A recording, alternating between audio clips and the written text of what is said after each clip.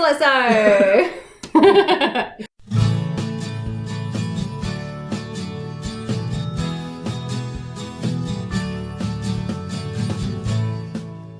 Okay, hi everybody, welcome to Talk and Chalk. Today's topic is how to best utilise your school learning support officer in your classroom, SLSO.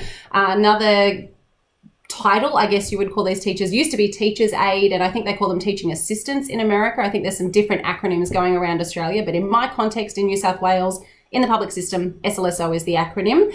If you go to our department website, there is this little snippet that describes the role of school learning support officers and that there are different types of school learning support officers.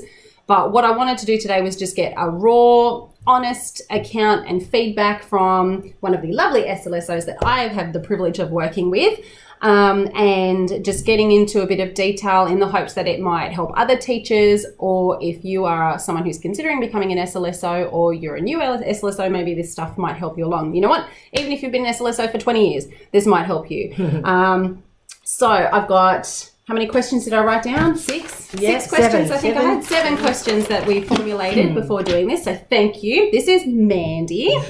Say hi. Hi. So she's a newcomer to the channel, maybe a regular if we enjoy this. We don't know how good we're going to do at this. We'll see how we go. So first question is, which type of SLSO are you? Okay, I'm the General Learning Support Officer and Preschool SLSO. So both into school and into preschool. That's it. And you're very good at mixing and matching between the two, being able to go from preschool even up to year 6 and support our kids. The other types that are listed are Braille transcriber, a sign interpreter, and an ethnic school learning support officer as well. And your preschool in the general on there. So second question was, how long have you been an SLSO? 5 years. 5 years. 5 years, yes. Feels like 5 years we've had you. No, I'm kidding. No. It feels like longer, yeah. Well, it's only been the 6 months, hasn't it? Before you were here. 5 years on and off here, but this year, first year full time here. That's it. And the hard part from I'm a leaving principal at the moment, from that perspective, is employment wise, is that it's obviously dependent on funding for a lot of our students.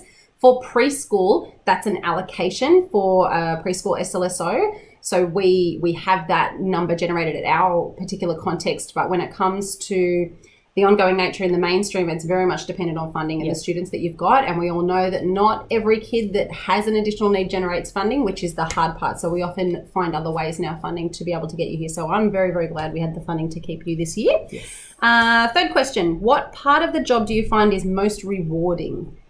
I find what for me is most rewarding is when I work with the students, and when you first get them, like they look lost, they feel lost, and for me, you build that trust, you build that bond, and as you go on, just seeing their face and just seeing them finally, they get what you're trying to help them with, and they're so appreciative, and they get so excited when they see you coming in and having that one-on-one time with them.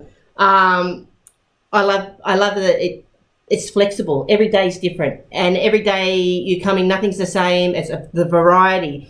You get to use all sorts of different skills. So one day you could walk in and you're working with kids reading and writing and maths, and the next day you're doing art and you're building backdrops and rocket ships, and that's the best thing. It's always different, and it's always fun, and I just love spending time with the kids. You get the satisfaction of seeing them overcome their hurdles. And some kids are really struggling, and they need that extra time and that extra support. And when you give it to them, they just to see them, the eureka moment. The eureka moment. So we kind of went through these questions beforehand, and I love the fact that, so for me, teacher perspective, I call it that light bulb moment, which I'm sure other people do, and they have other phrases, but I love the eureka moment, and that really comes from your personality too as well, and a lot of the reasons that the kids do connect with you is because of your personality, and you jump on those moments with the kids too. And I love the fact that you are willing to jump into those days regardless of what's going on for the day, whether it is art getting messy or whether it is, handwriting or whatever. You go at those things equally with the same amount of passion, which is why you get those responses from your kids as well. And as teachers, I love seeing that relationship form as well, especially if I'm having a hurdle getting through to that child or making improvement with that child, being able to see that come from someone else still in my classroom though, is just such a positive thing to encounter. Yeah. So you can see it on their faces. It's like it's a relief. It's like you start the lesson with them and you're working through things with them, and then it's like they just go, I got it. Yeah. We got it. That's good. Yeah. And it is, for them, it's a great feeling for them, but it's for you as well. It's like, it feels amazing. It feels like, I don't know, Christmas. All year long, every single day. Okay, so alternatively, on the other side of the spectrum there, what part of the job do you find is most challenging? Okay, there is challenges, and there is daily challenges, and it can be stressful at times. We work with the kids that have a hard time learning, and sometimes it's hard for them at home as well. So they're coming to school frustrated. Sometimes they're coming to school with no food, no breakfast. So we have to deal with the tantrums, the outbursts. So that can be hard and that can be challenging. But on the other hand, their outbursts and their challenges, it's a cry for help. It's them just saying, please help me. Yeah. You know, I'm struggling. And although it's challenging, I find it rewarding as well. But for me personally, I find it challenging in the way that at 3:00 when you're working with children that have it hard at home, that you have to let go. Yeah. I find it hard to let go, and I feel that I've worked with some children that have been in out-of-home care and in situations where I just want to take them home. Yeah. And I know that I can't. Yeah. And that, for me personally, above everything else, about the tantrums, everything else, that is the hardest thing for me. And that's so relatable in any aspect of the school, whether you're the even the cleaner, you know, that works in schools and sees these kids, you know, having a hard time. We feel like that we can provide them with something that's better. Yeah. And because we're human, we have that connection, that connectedness with our kids. We have those heartfelt moments where we want to protect our kids and make sure they have a good life. Yeah. And sometimes those are the harder moments, especially when your day 9 till 3 is working with those more challenging kids generally. So I guess it kind of gets maybe filtered a little bit as a classroom teacher. If you've got 30 kids in the class and there's that portion of them that are those high needs, your day is full of high needs. Absolutely. And I imagine that would be hard, you know, mentally as well to take that on board, but that makes you the stronger person. We recognize that. So I think it's important to recognize and celebrate the successes like you're talking about. Focus on those bits, because sometimes those other things, that's something that's out of our control. But we can take solace in the fact that from 9 till 3 we create, and you create that safe space. That's right. And we can give them special moments and memories and make their day special. Exactly. Okay, so what are the main things that teachers can do to enable you to perform your role successfully? Okay, the main things I find that a teacher can do is liaise with us, talk to us, be a team with us. I think the teachers get more out of us if they're like, we've got plans in place, if we're organised, because sometimes we're only in the classroom for like 20 minutes and we go classroom to classroom to classroom. So it's easier for us to walk in and go, bam, that's what we need to do. Let's get it done. Let's, smash it out and get as much out of these kids as we can in that time. So it's important for teachers and the SLSOs to have a team base and talk to each other and organise the programming with each other, so we're on the same page and we know what they want us to do and we can get it done for them. Yeah.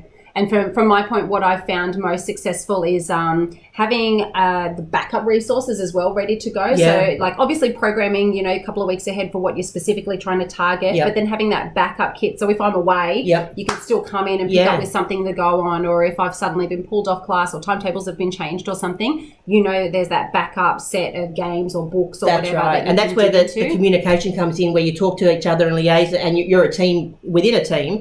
And if you are away, you don't need that teacher to be there because you already know what you need to do. Yeah, and even having like a little communication book too, because especially if you're in a large school and you're seeing 27 teachers in one day, if each of those little kits or whatever has a booklet that you can just write a couple of notes on, you might not be able to see face to face every single day. You can touch base once a week, but you'll have that book to reflect on and talk to parents and at least go back and go, oh, you noted down blah, blah, blah earlier in the week. That was either really good or whatever. And go from that. So liaising is definitely something that I would agree with. Second last question: what recommendations would you give to anyone thinking of becoming an SLSO or new to the role? Okay, well, I'm sort of a big kid myself, so I will agree with that statement. Yes. So you have to love what you do. You have to love kids, and you have to want to get in there and get dirty. You need to be able to jump in the mud. And you know what? The best days are the days like we've had where we get sponges thrown at our faces. So you need to you can't walk in and expect to stay clean all day. You need to. I'm sorry, hang on, where's case in point here? Have I got it on my shirt as well? I'm flashing there. You've got to love what you... From today? Yeah. You've got to love what you do, and you've got to get your hands dirty, and you've got to get in there with the kids and be part of it and be part of the learning, because that's what the kids love, and the kids feed off that. So if you're just being there, being one of them and learning with them and playing with them, that's where you get the best results. And, you know, we're giving these kids long-lasting memories. And we're building, you know, as we've said before, like some of them don't have great memories, but we're giving them the memories that they can take away, and positive ones. And yeah, you've got to love it. You've got to love what you do.